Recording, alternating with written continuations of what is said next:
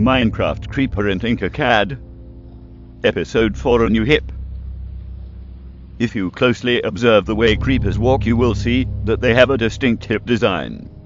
The way the hip works in the game actually doesn't make sense. I'm going to try to redesign my creeper so its legs move more like the game. I also still want it to 3D print easily. I'm making the hole slightly smaller and moving it to a corner of the leg. This will move the joint closer to the torso and will hopefully create more of a stepping motion rather than a swinging motion. Also, it will allow me to make the hip area smaller.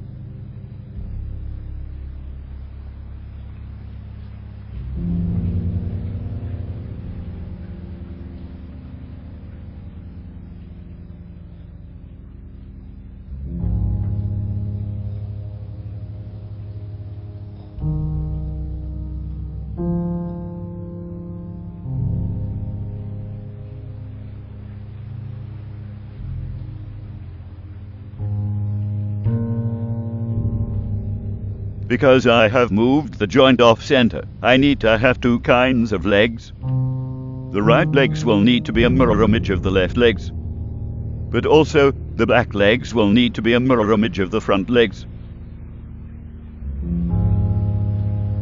Let's test it out.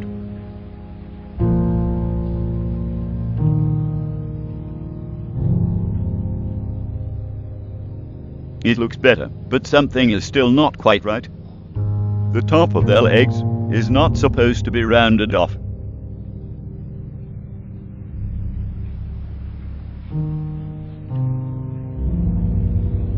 I plan to print this one a bit larger than the first.